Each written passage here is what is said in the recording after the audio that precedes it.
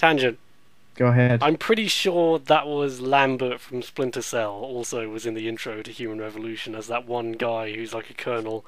Who's like, "What do you think of this?" And da, da, da, Oh da, yeah, da. yeah, yeah. Does he just play that exact same type of character in everything he's ever in? Then Unless I it's a don't know. cameo, unless it is actually a tie-in with the Splinter Cell universe, and he is a Oh, in the and future, instead of having goggles, you actually have them built into your face.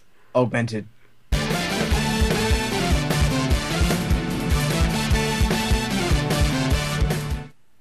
I didn't ask for this. We're not using that. We're Oh, not beginning a video with a predictable quote. I object to this. damn it!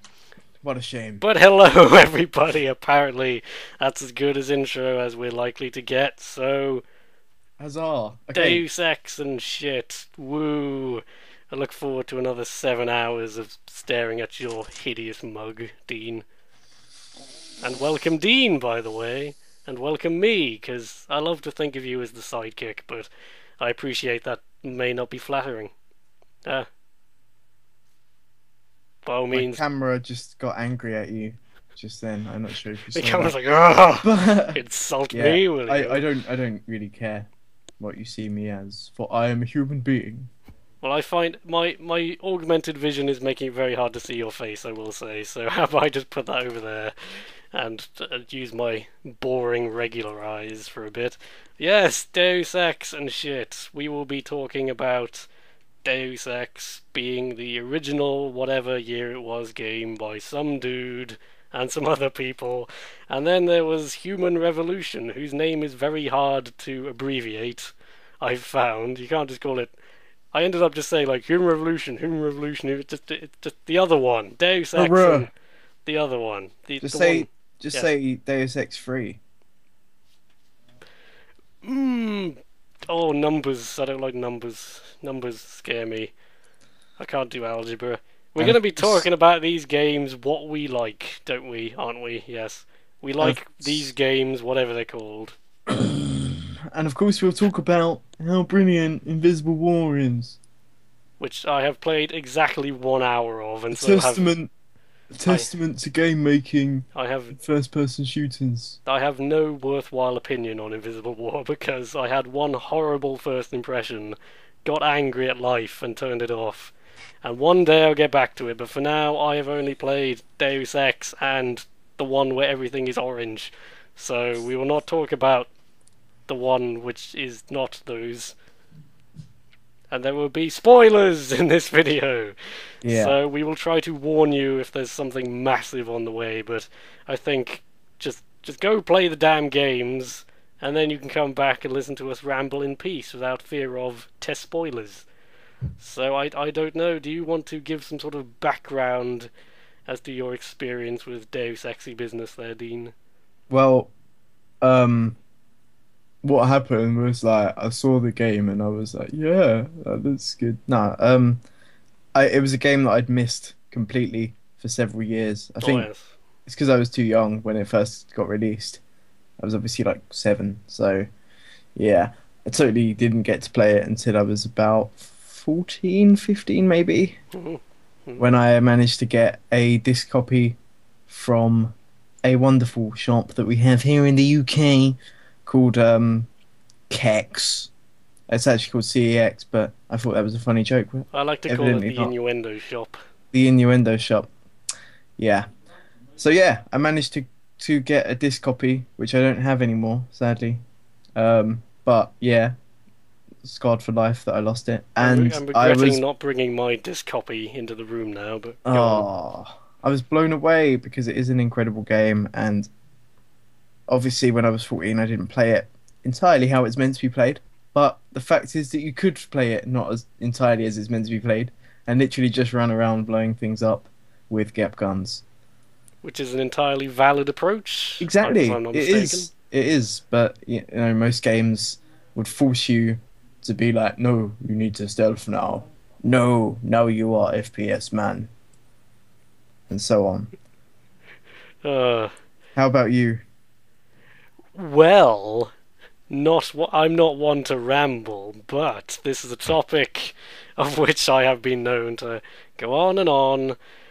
Oh, it was a few years ago now. I've randomly picked up Deus Ex in the charity shop, and it was all like, "Oh, it's supposed to be whatever, something something. It's got something to do with Thief or something. I like Thief. It must be good." And then I played it, and I was like, it's kind of weird and clunky. I don't know what's going on. And then I just kind of got to a certain point. I don't know what all these hand gestures are about. I'm going to put my hands behind my back for your sanity. I just got to a certain point, and I was like, I get it. I get it. Bruce Willis was dead the whole time. I finally understand. Spoilers. uh, I'm considering that a common awareness. The fact that if you even knew, you'd have to know what I was referring to get it. Fine. But why do we love Deus Ex so much, Dean? What is it about it that's beyond the grey walls and the clunky interface and the numerous hilarious bugs?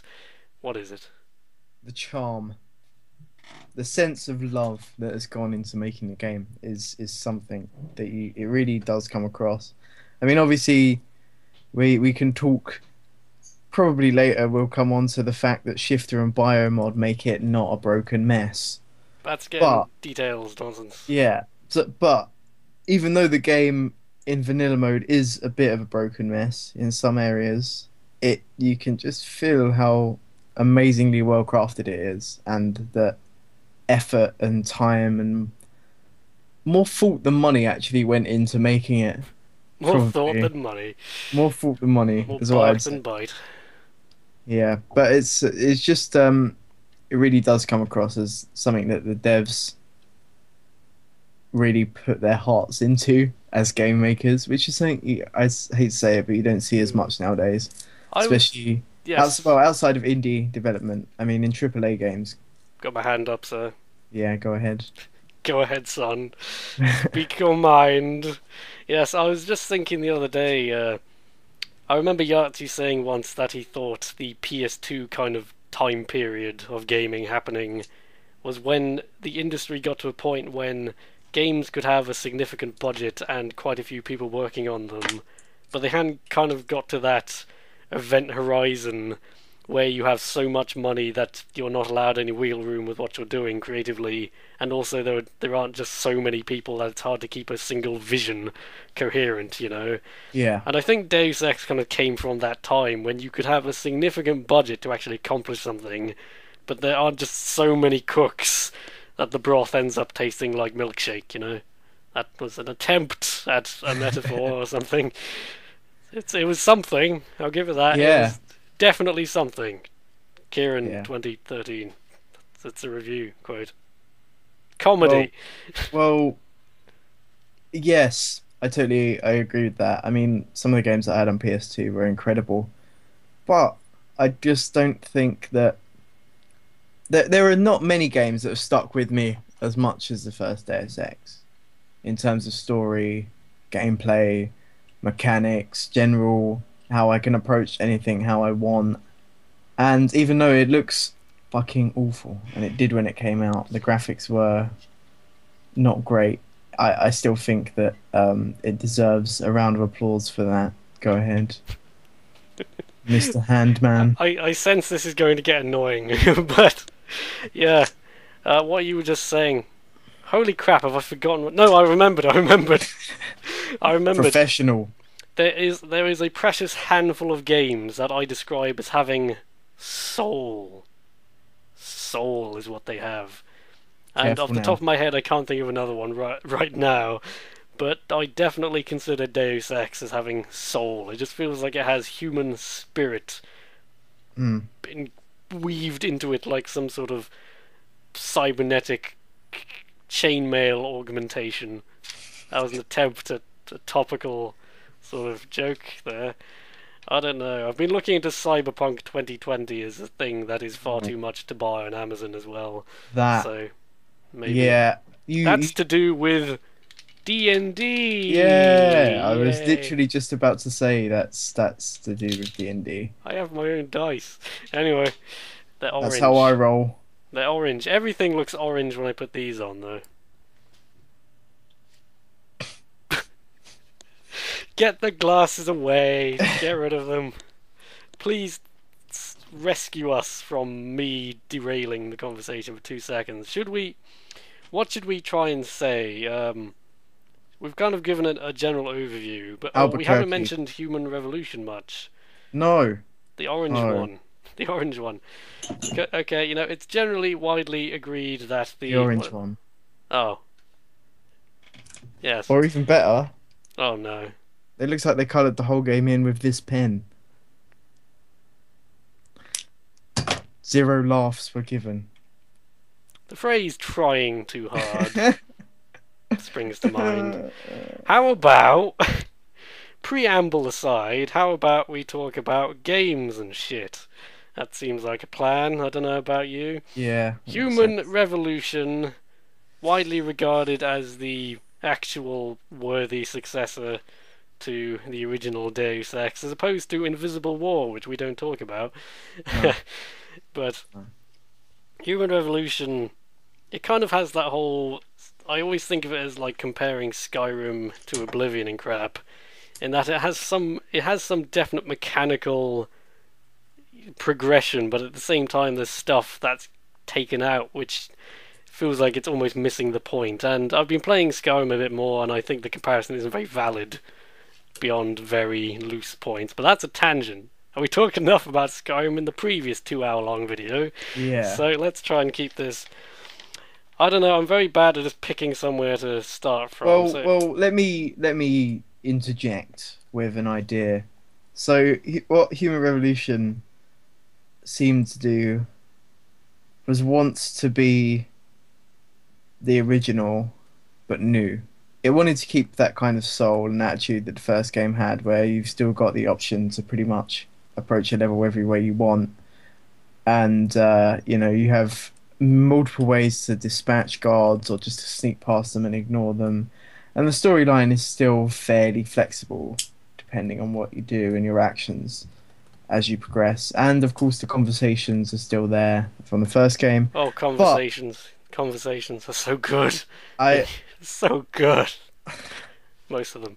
I will be honest that when I first played Human Revolution, I was a bit like, I don't think I like this, just because I had such high standards already. Go I have on. I have a logical segue, but I do also have a tangent point, which I may have forgotten. No, it's gone. Okay, I have the actual on-topic point as well, which is, god damn, I said last time I should try writing these down every time I think of a point, but then I forget to. But I have a point. You mentioned something about when you started playing Human Revolution, you didn't think blah blah blah. I do think Human Revolution's intro is actually a pretty weak opening in so many regards. I mean, especially when you go back and look at it again with the knowledge of what happens later, in particular, things that might have seemed promising at first, actually you're like, that didn't go anywhere. That was pointless, Yeah. And I think this is definitely when we're going to get into spoiler territory. I remember what my tangent was. I remembered we kind of haven't even briefly described what Deus Ex as a franchise is. We're assuming you know. We're assuming you know they're about cyberpunk shit. I mentioned cyberpunk, there we go, it's fine. But Human Revolution's opening... I really actually kind of hate the opening to Human Revolution. I totally agree. I'll just say right now, come on, they let you do non-augmented Adam Jensen for a whole 5 minutes before they make you into the powerhouse that he is for the rest of the game. Yeah, okay, this is going to be I have so much to say about this, and I'll probably forget half of it, but I'll try and... Okay, complaint numero uno, that horrible... They do the little intro cutscene, which is fine and lovely. The original did the intro cutscene as well, which I want to talk about, but we'll get to that. And then it's like you have 2 minutes of farting around in Megan's office and doing stuff, and that's fine. Reading everything. Yeah, and then you walk out a door and they just cut off your control again. It's like, why did you bother giving me those 2 seconds of control? Why didn't you just make that another cutscene bit if it was such a brief, uneventful little... And then you go through the door and you get a Call of Duty on rails thing, which I didn't like in Skyrim either, but at least in Skyrim you're a prisoner. At least it makes sense that you're not able to move around.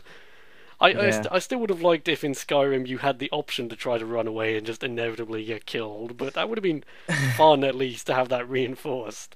It would break the story as well, wouldn't it, really? I don't know, but it would make sense. Just I like it when games say don't do that, and then you go off and do it anyway, and then they're like, "What did we tell you? What did we tell you?" That's like the original Deus Ex. Yeah, but how Skyrim does it says don't do this, and then you don't even get the option to do it. So it's like, why did you tell me? It's like I It, have no choice in the matter. You have railed me onto this, and it seems even sillier in Human Revolution though, because why could you not trust me to walk along beside Megan and listen to the people? Admittedly, I wouldn't. I'd spend my time jumping around and Well, that's the like, thing. In the original game, if you wanted to just be a complete dick and run around and mess with people's stuff and not listen to plot essential conversations, you could. You can just run through the first game and get 2% of the story because you didn't care, you weren't paying attention, and that's fine. If that's how you want to experience the game, it was perfectly valid. There are very few points in the original game where the plot basically drags you down and says, "You listen to this now." And they're only like really three, two, is it two or even? They're just actual completely uninteractive cutscenes in the first yeah. game, which is like the beginning and the end. Okay, everything in between you can mess around with to some extent or other. There is. You've mentioned it before in other videos, and everyone mentions it because it's brilliant. The Callbacks. whole, the whole newspaper articles and finding Oh, the story yourself yes. is kind of something that I noticed they tried to do in Human Revolution, and then we're like, oh no, you're obviously far too stupid to do this, so Don't we're gonna have to fill it in for you with all these cutscenes and random sections that just seem really out of place. tangent. Go ahead. I'm pretty sure that was Lambert from Splinter Cell. Also, was in the intro to Human Revolution as that one guy who's like a colonel. Who's like, "What do you think of this?" And Oh yeah, yeah, yeah. Does he just play that exact same type of character in everything he's ever in? Then Unless I it's a don't know. cameo, unless it is actually a tie-in with the Splinter Cell universe, and he is a Oh, in the and future, instead of having goggles, you actually have them built into your face. augmented. Yeah. Oh god, that I just thought of something. What? Is it Well, horrible? Human Revolution is a prequel to the original Deus Ex. Here it comes, the Right, canon plot hole right. nonsense. We're not. Let's not go into too much canon plot holing. Helicopters. Why do they Because look better in the past than the future? exactly. Why does everything look better in the past? Like, Oh, so you got all these shiny, sleek augmentations for the arms that look like exactly the same as a hand and such, but with a couple of screws. And then in the original Deus Ex, you've got Gunther Herman, who just looks like a T-1000 has fallen into a recycling plant for metal objects, and someone has stuck two big red light bulbs on his eyes. that's the best description. Give that man a prize for describing Gunther Herman. Gunther Herman, who was jealous of the infinite power of nano-augmentation technology. But that's my horrible Gunther Herman impression. Yeah.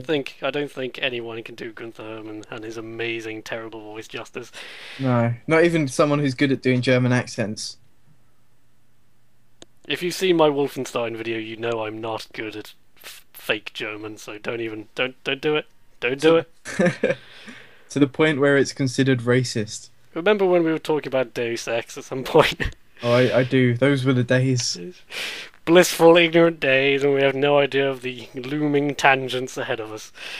Uh, what were we? The intro to Human Revolution, and then when you're finally given control, and by the code is 0451. Come on, Adam. How often do you need me to repeat the in joke until you Oh, remember that the code is 0451? And I'm like, I'm farting around in your office, boss, trying to pick up crap, but there's nothing to pick up. I did the exact same thing last night. I went back to play Human Revolution again to refresh my mind because I'd put it down for a little while, and I was literally walking around his office looking for delicious goodies to pick up, like candy bars. Candy bars. But no, just 0451. Adam, Take the elevator. You need to get down there fast. I think you're doing a terrible impression. I like Sarah's voice. He's got very a good character. Just the way he talks, he sounds like someone with a history. Come on, Adam. It's 0451. Pritchard told me something that David Sarif would say. So Adam. The thing is, the original Deus Ex would let you stand in the office until everything had happened. Your boss. Yeah, but it wouldn't also be like, okay, all the terrorists are gonna start when you're down in the elevator.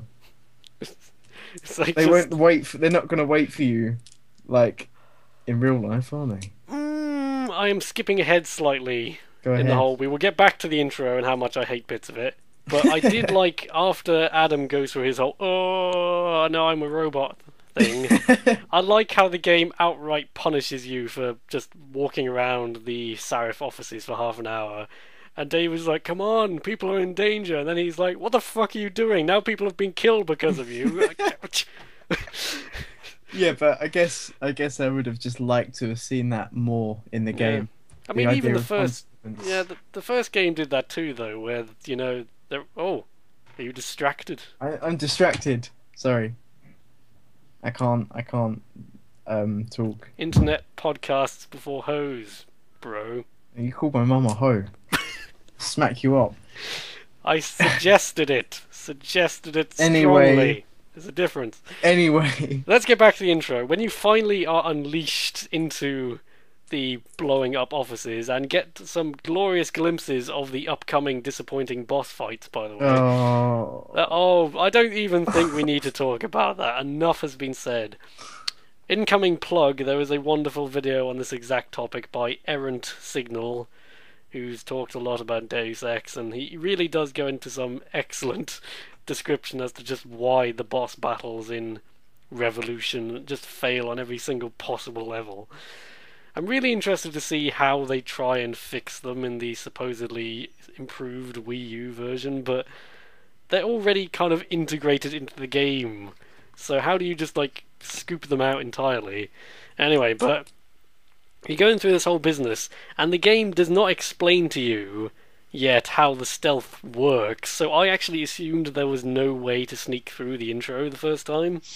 It's only when I went back and played that I actually went, oh, you actually can do this. The game just doesn't tell you what the buttons are. Yeah. So you're kind of just supposed to run through shooting, which seems more in character for a security guard, I have to say, but I don't know. It is actually entirely possible to just sneak through. You can't take people down because you don't have your sword blades, which were inexplicably installed. Yeah. But you also don't have the ability to punch people, obviously. So when you do non-lethal, that's all you do. Okay, we have to mention this. Why is it that Adam Jensen, when he decides, Pritchard, I'm going to stealthily take down this guy, and he goes and is then surprised when everyone hears? Why can he not, if he's going to insist on getting his arm blades involved, why can't he just oh, I stabbed him in the neck, Pritchard? Because Metal Gear.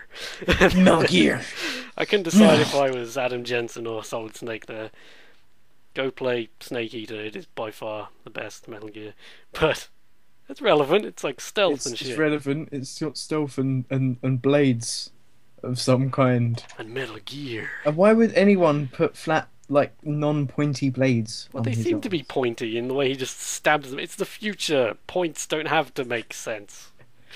Like plot points. Yes. Ha! Ah! Okay, Nah. One thing about the intro, I died a couple times, I will admit. I think I did just because I had no goddamn idea. I think I was trying to play it like the original game, and I was like, how do I lean? How do I lean? And they don't tell you how to use the cover system. Which I already hate because it's just infinitely worse than what was in the original game. But you need to use it anyway, and then they just don't tell you. There's that one part where you go you enter a room and there's a pillar on the left and some staircases directly in front of you, and then there's 3 dudes down the bottom, and they patrol around, and it's so hard to be stealthy on that section just because I'm miming it out. Yeah, just because of the staircase, it's so hard to be stealthy, and there's no alternate paths, and I must have done that about 3 times when I first played the game, and the final time that I just managed to kind of duck in a corner and wait for them to come up the stairs and just be like,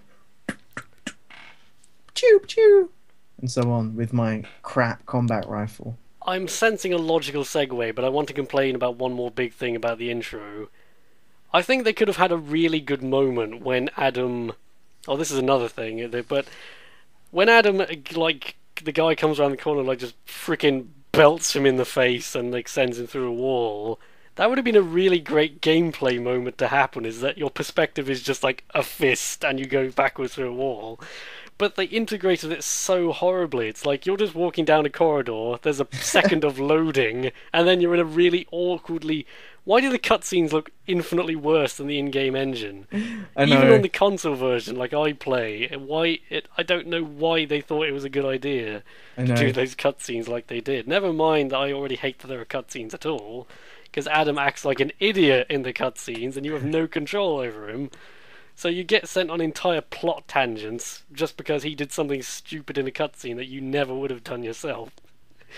Like even in the hostage situation where you're actually talking, I'll be like, okay, say this will calm him down, and then Adam walks forward while saying it. I'm like, don't walk forward. He's got a gun. He's like, ugh, ugh. He's like, oh, but you know, empathize, reason, empathize. The whole probably the best cutscene easily in the game is the whole RoboCop scene, in which, by the way, the RoboCop in-joke, the little Easter egg, is incredibly unsubtle. I much prefer the Demolition Man Easter egg, which I wasn't expecting and was hilarious. Do you know what I'm talking about, Dean, or will I just leave it to the audience to find it? I've missed that. I missed it too, but then I found it by complete coincidence. I was like, I was just not I was waiting for the RoboCop joke. I was like, when are you gonna do the RoboCop? I know joke? the RoboCop joke was obvious. I mean, it's set in Detroit and everything. You cannot possibly avoid the RoboCop. But then I was not expecting 3 seashells, and oh. Anyway, what are we talking about? God damn. Okay, should we talk about how? I don't know. Hang on. Oh, my door is just blown open. Oh God! It's Adam Jensen here to make you pay for insulting his sword arms or whatever. I never asked for this. He better come back before Okay! Oh. You came back yes. Why do you have an iPad? Why? I thought you had an eye patch for a second because the video is so blurry I can't tell. It was like, I'm Zeke Sanders, hombre, cabron. Nicely done. I know. I played it 20 minutes ago. I remember his name and everything. But I was just saying I wanted you to come back because I was doing the intermission music and I wanted you to come back before it became copyright infringement. What the hell were we talking about? We was talking about Zeke Sanders. In fact, well, the hostage thing, but oh, the cutscenes. Oh, I know. Megan. What is the point in Megan in this story? Megan. She has, by the way, it's like, oh, I've been doing research on Patient X. I'm Patient X, aren't I? Aren't I, game? Aren't I? I was like, so I've seen too many of these movies where someone turns out to be a clone or a secret experiment or whatever.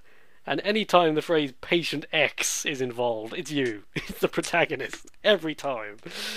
I was like, even Adam, he seems like the guy who would have watched, Total Recall and all these action movies. Okay, he should know this. You know what the worst thing about her is? Like, what? Within the first mission, alright, maybe 2 missions, actual game missions, not like... I never believed she was dead, by the way, not for a second. I was like, she just got lightly knocked aside. She's alive. Yeah, continue. She's fine. And the other thing was that as a player, you're like, I like Malik now. Yeah. Malik. And that's something that the first Deus Ex managed to do so well, because as a player, you'd be feeling the same non-emotions as Denton. If that makes sense. Like, if there was something going on in game, generally, as a player, you'd be leaning towards it. Like, even when we get down to the whole, like, NSF and how they're actually good guys kind of thing. Yeah, it's well. The whole video is spoilers. The whole video is spoilers, man. I can't. Why are you still watching? But yeah, like Jensen is like Megan when Malik is like, "Do me in my helicopter, Adam." I don't know why she has that voice. The voice of a 50-year-old train expert. Have I missed a cutscene or something? Because It's just the way that she's like, "When you do, I got your back." it's kind of true that they do spend like 12 hours per trip in that helicopter, going back and forth. I can't remember his name, but there was a very good Human Revolution plot analysis, which is unfinished and probably will never be finished. But what he got done was very good. I'll remember what his name is and put it on the screen. But he pointed out that something I hadn't even thought about. How long must you spend in this game, just the game world, going back and forth between China and all these places? You spend longer in a helicopter than actually doing something. I think I spent longer trying to climb one building in Human Revolution than any other part of the game. You know what section I'm talking about. I don't actually, but The whole I can't remember the name of the medical company. Taiwan, one of I those. think it's Taiyong Medical. Their headquarters and that whole section of like, yeah, now you get to climb a building and go up in lifts and things is like, couldn't we've just flown up here? Go on. This is very well done because this is an exact thing the guy in that video talked about, and I noticed it too. I swear there's a point when you're in Hong Kong when it feels like you kind of just skipped a page in the plot because people start referring to events and places that you don't remember having explained. You're like, now we need to go into this building whose name I just said without explaining that's the name of the building. Yeah. It's like, what is this? Where are we going? Where am I? Who are you? And Adam seems to have knowledge of things. There's no rational way he could. And I was thinking, did I just miss some plot essential pickup or something? But then the guy in this video mentioned it as well. I'm like, this must actually be a plot hole. So what's interesting with Human Revolution, I feel, is that like you get to it goes so well, and then you hit Hong Kong, and then it's a bit like, okay, we want to finish the game, but we can't make it too long because players will get bored if there's a game that's over 5 hours long. And I will quickly finish this point because I can see that you're literally bursting. I don't know. Let me speak. It almost feels like they run out of budget. It kind of does, yeah. It was like, okay, what can we do now that's gonna be good? Oh wait, we'll just put lots of corridors in until the end of the game. That's cheap. It's the resistance fall of man approach to game design. Yeah. But how do we keep on talking about that one game? I must just associate you with it now because we mentioned it that one time. Because I'm English. It's because I'm from like London. Yeah, I'm English, but like, Londonness is what you talk. I'm from London, mate. God damn, you distracted me again. But you know, that moment when you go to Hong Kong, that's probably the only other cutscene in the game I like. Is the reveal of the? It's not Hong Kong, is it? No. I may have been calling it Hong Kong without thinking. It's Mr. J.C. Denton, into fresh, as dark and serious as his brother. That is some award winning. That is Oscar. The reveal of whatever the made up city is, where it's like 2 levels, you're like, oh, Feng Shui. Whatever. It's like, oh, that's the music. And you're like, holy shit, this is some serious business. I still have no idea why I'm in China, plot-wise, but it looks cool. It's just, we're investigating this hacker. Let's go to China for some reason. I love the one thing I will say about the whole China section is that I loved the fact that Tracer Tong was there. Tracer Tong, man. Oh, right. It was so obvious it was him. Like, immediately I knew it was him. Well, when you say it's Tracer Tong, that's not actually him, it's his dad, him. Well, yeah, but like, the him that is like the guy you catch a glimpse of. He gets on a boat and the boat's called the Tracer, and him, it's yeah. Like, oh, he's gonna name his son after a boat. What an idiot. Yeah, who does that? Who does that? I don't know. I don't know. I feel we desperately need to Notes. what? Very casual framing of your notes there. It's not obvious that you're reading off a sheet of notes at all. They can't read it. Away with you. I just oh the it just says like bollocks and yeah in big capital letters. I can't even remember what was going through my head half the time. Oh, I mentioned the on rails bollocks at the beginning. Oh, I will say we did mention acting already, so and I mentioned I really, really love some of the dialogue and conversations in Revolution. This entire video is going to be about Revolution because it there's so much is to talk because what can we say about the original Deus Ex? about. I have one, but Than- yes, but you know, and I even love. There was probably a real danger of them kind of falling into that BioWare habit with the dialogue, where it'd be like obviously saintly dialogue versus you just punch them in the face and insult their mother dialogue. yeah, But they actually did it a lot more intelligently, where they like list like humble, reason, empathize. But apart from that, it could be anticipated all sorts of ways, and it's not just like one obviously helpful option versus you just shoot them option. I think that is an option when you meet Zeke, though. Is it to is. just say You can fuck fight, this and shoot him. Zeke. Is And an option. I presume that immediately gets the hostage killed. I'm guessing. I haven't tried it. I thought it was too obvious. Yeah, Like the first I had time I common did, sense. I totally missed the hostages. Got to the end of the level and then was like, "Hang on, they were hostages." No, Well, not, I got knew they them were hostages, killed. but I didn't know where they were, and I just I- went past them. I got them killed by fucking around in the offices for 20 minutes. So it was only when I got that I went, my bad. Saws. So I could probably help clean up or something, at least, I feel I should do something.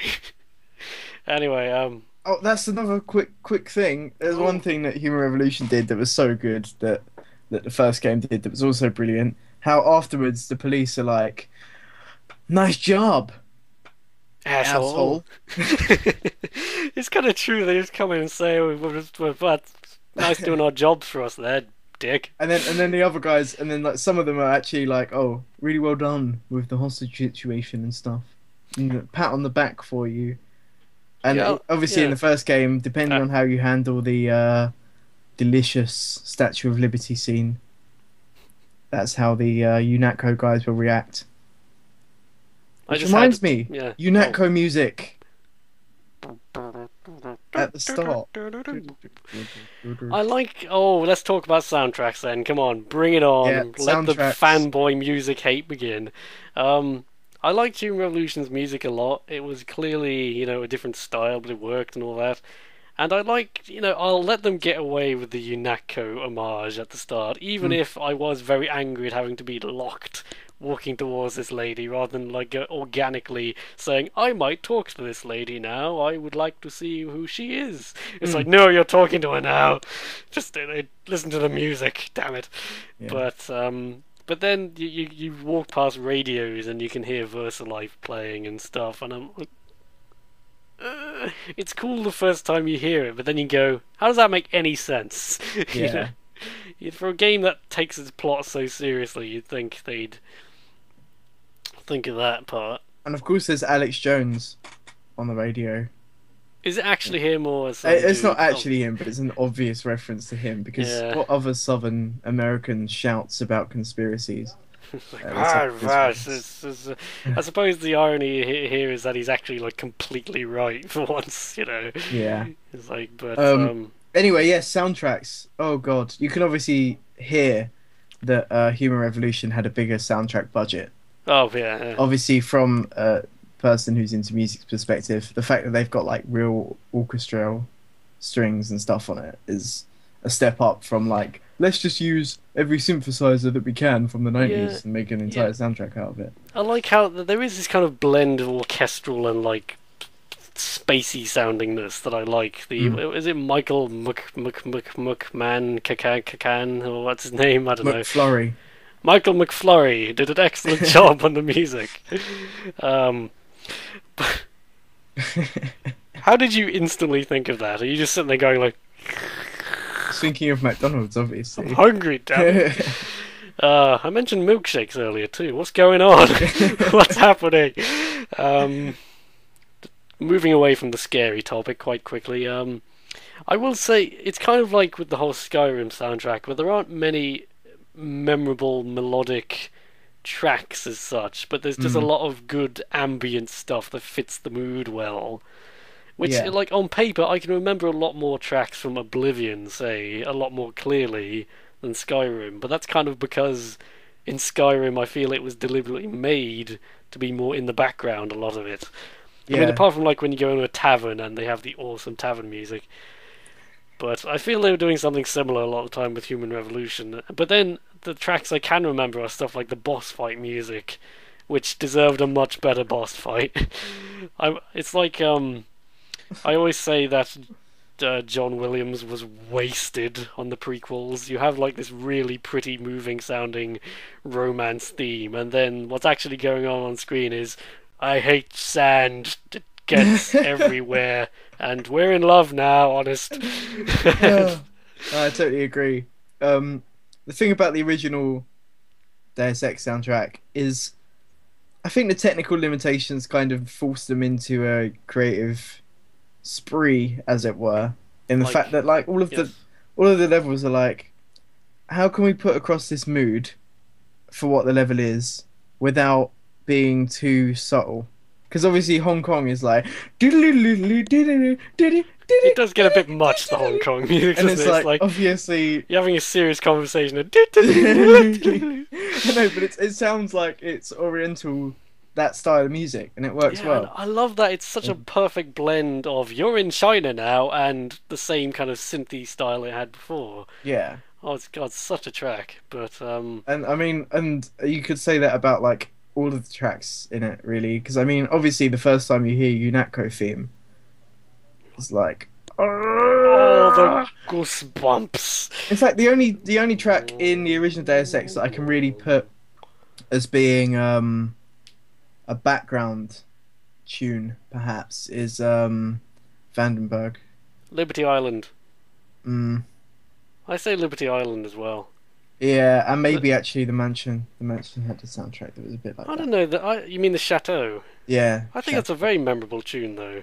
More yeah, or but it's less. it's still, perhaps It's a because it long, adds. long It's note. that calm from the storm, isn't You it? have. That's I why I am. remember it This so is well. very interesting. Us trying to have a conversation about music because the height of my musical knowledge terminology is like tempo. I know that's a word. Yeah, And beyond that, everything is just my amateur observations. Whereas you are like, using my infinite knowledge of dubstep, I can tell you that. I don't know. well, like if we was to look at the notation of the Hong Kong section when compared to Vandenberg. Yes. Well, actually, no, Vandenberg. I just love that piece of music so much because it's so creepy and so well made. It's a clear reference to Aphex Twin.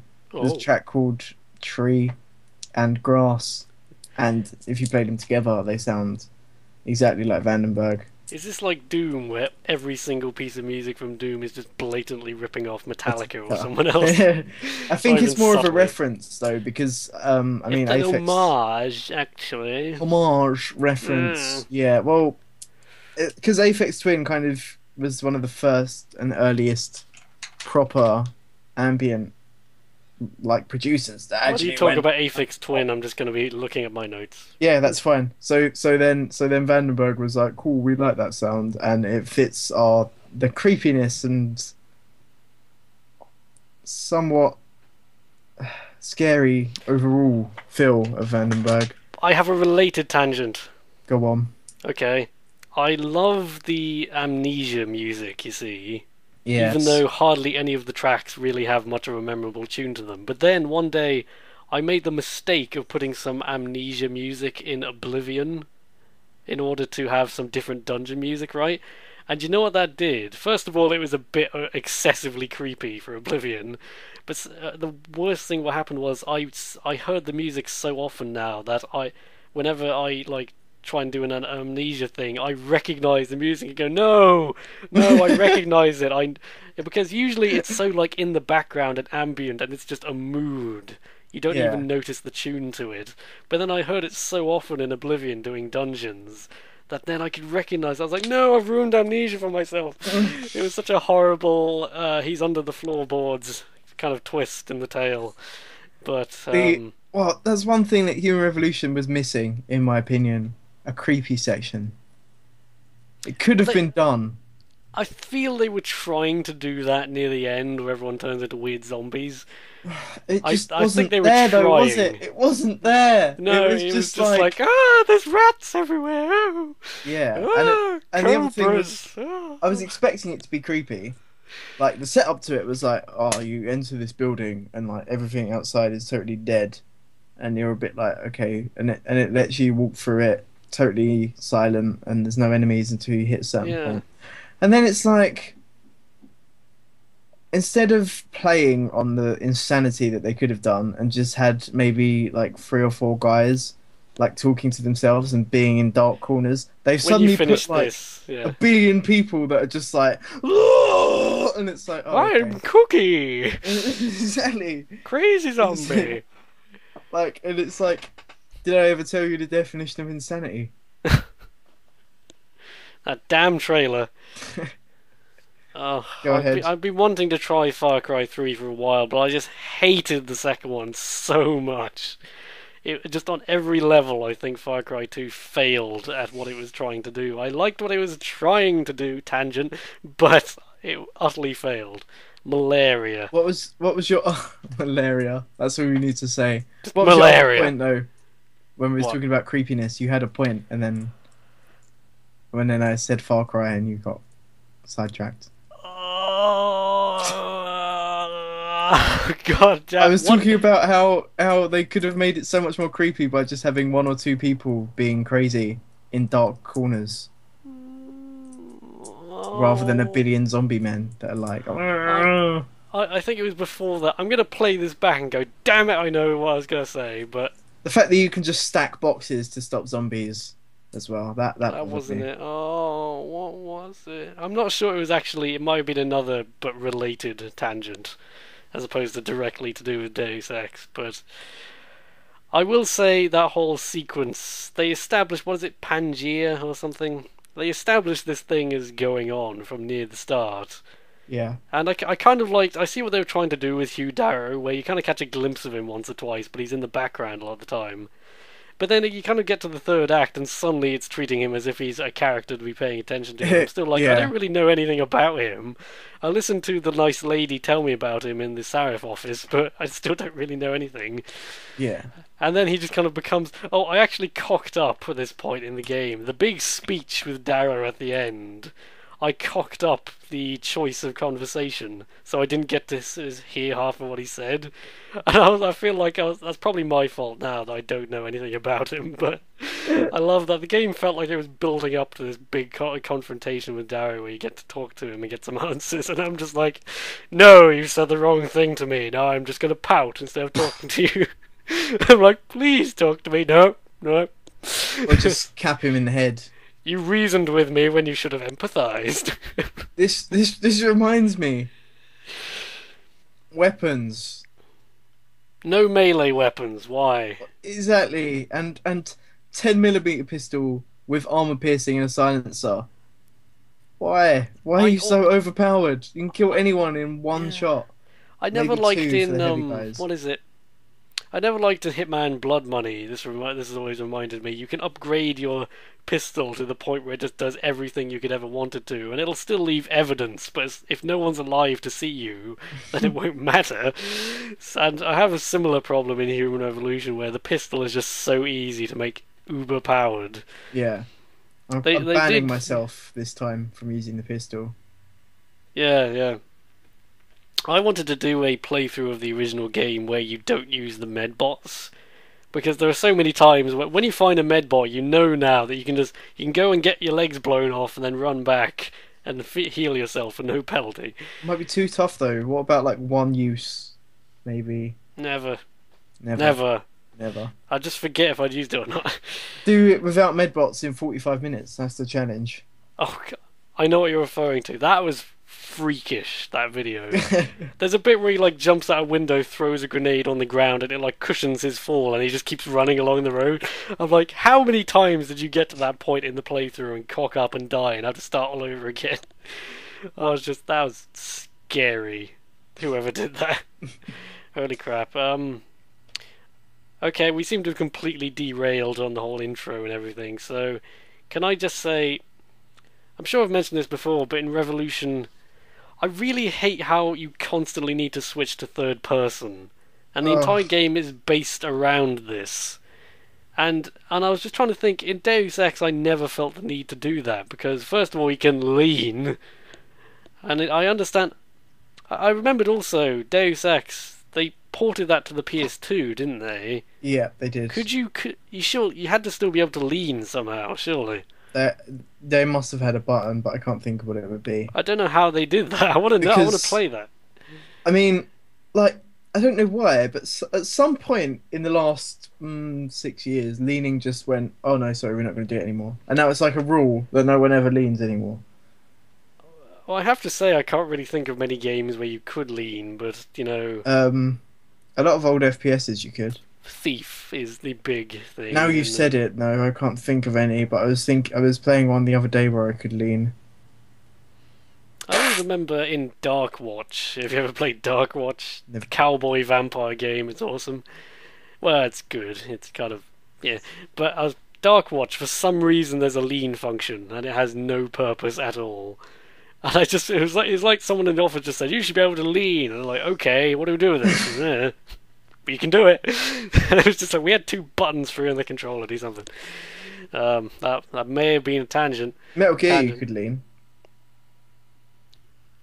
In the first person. Yeah, and in MGS3 you could as well, if I remember. Play Snake Eater, the HD one, so you can actually have the camera that isn't horrible. I should preface that. That's my preface whenever I recommend Snake Eater, is not the regular PS2 edition, where you can't see shit, because for some reason they thought keeping that camera was a good idea. Oh, people might get motion sick. Poor Hideo Kojima getting motion sick. Boo-hoo. You're a mad genius, man up. Anyway, what were we talking about? I was saying third person and business. Even the way you constantly with takedowns, they're really Yeah. cool the first couple of times, but then you're just like, the fact that they have to make the entire world freeze whenever you do it and everything, it's just really jarring after a while. They could have And fixed that by just letting you have, like, a baton or some kind of club and just going, I mean, let's be fair. Let's be fair. The whole melee thing in the first game was already kind of odd. Like, how does it make sense that with non-lethal it does more damage to hit them in the back than on the head, for one thing? And the fact that you have this tiny little indicator and you have to hit it, and it is an awkward system that they probably could have improved. But I don't think our Human Revolution was the way to go. yeah. Yeah.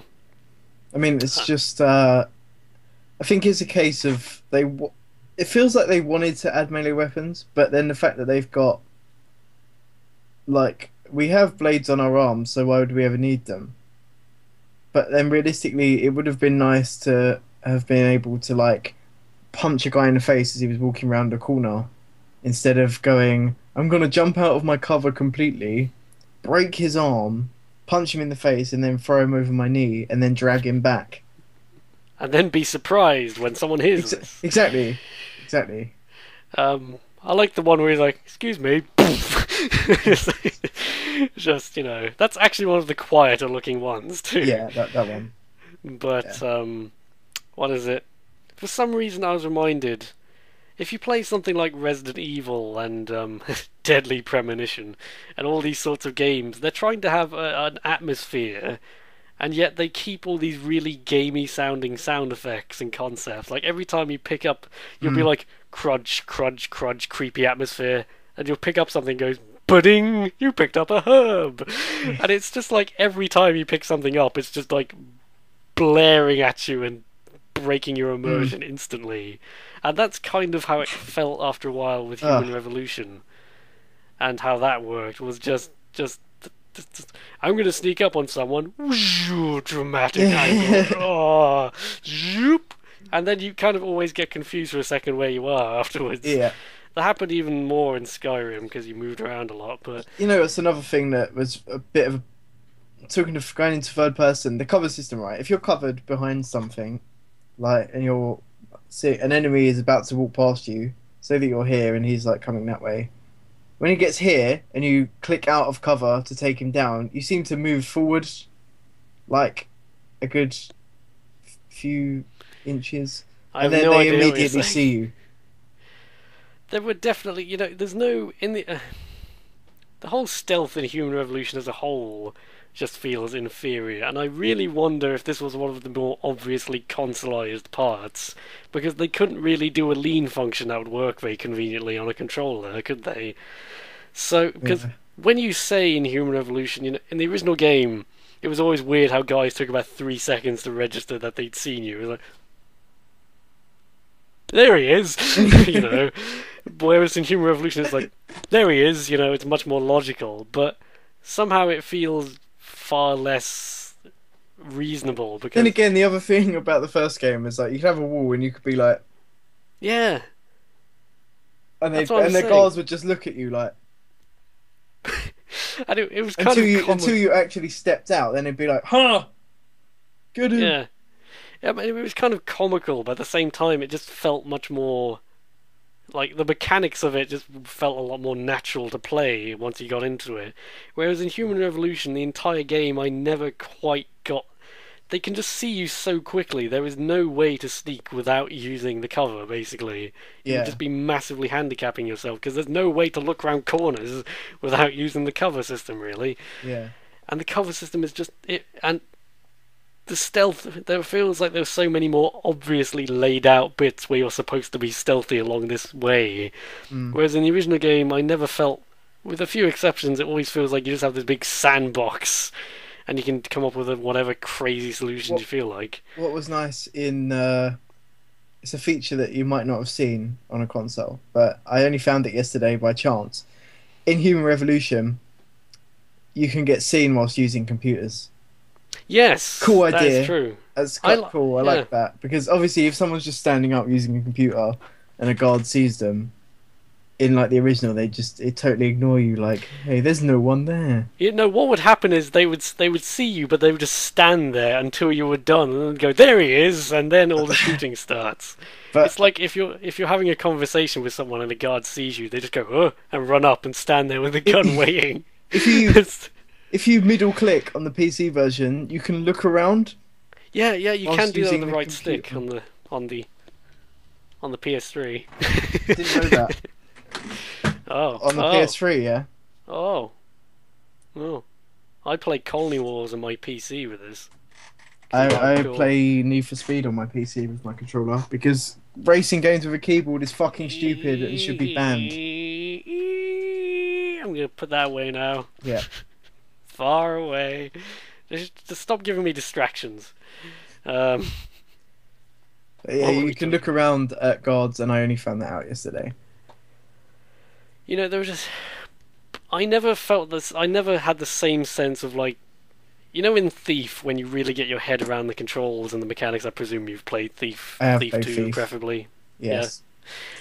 Once you get at first you feel so helpless and vulnerable, but once you get the idea of what you're supposed to do, how you're supposed to take care of problems, you just feel like a freaking god. You're like, I'm over here, but you can't see me. Just you feel so exposed and vulnerable whenever you're in light, and then whenever you're in the dark, you're like, this is my domain. Stand near the shadow with your back to me, so I can knock you out. I'm actually convinced the blackjack might be overpowered in Thief. It's just so easy to knock people out. I can't even remember if can they wake people up in Thief? No, I don't think they can. This actually, I've been meaning to mention this. This is directly relevant to Human Revolution. I like what they did in Revolution where knocking someone out is silent. but if someone comes along and finds them, they'll wake them up, a bit like Metal Gear. Yeah, So there's kind of a balance there. They won't be heard, but if you don't hide the body properly, someone can just come along and find them. yeah, Whereas if you kill someone, they cannot be woken up, and it's not like in Metal Gear where they can just bring reinforcements in. That guy is now dead permanently. He's not replaceable most of the time, yeah. but it makes a lot of noise. They go, So you can- "Ah!" Yeah, Even because if you shoot especially them in the since you head. just like butcher them horribly rather than being logical and methodical and merciful about it. Yeah, Um, so I think you can almost kind of be like a loud stealth player where you run out, stab someone, and then run away before anyone can find you. And then when they're fanning out to search the area, you can just pick them off as loudly as possible, but without them seeing you still. Mm. And I think there is a kind of cool balance there that they were working on. But then, then they thought it was a good idea to make knocking people out gives you factually more points than just killing them yeah. every time, which was No. a horrible idea. You just reminded me of a section that I'd blanked out of my memory. When you go to the mercenaries' warehouse, and then you go down in the lift, and it's a military base. That whole section was appalling. I hated that bit. I do remember it being annoying. It was a while so ago. irritating. It was like it was almost impossible to stealth through.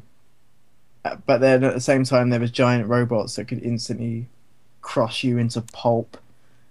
Can I just say, I did I stealth re- through it eventually, but it Yeah. took me like 20 tries. I like how we've gone all this discussion of stealth and takedowns and things without once mentioning the whole "I'm out of energy, I must eat a candy bar, and now I can punch people again." But I think know. enough. I think enough has been said about that. Yeah.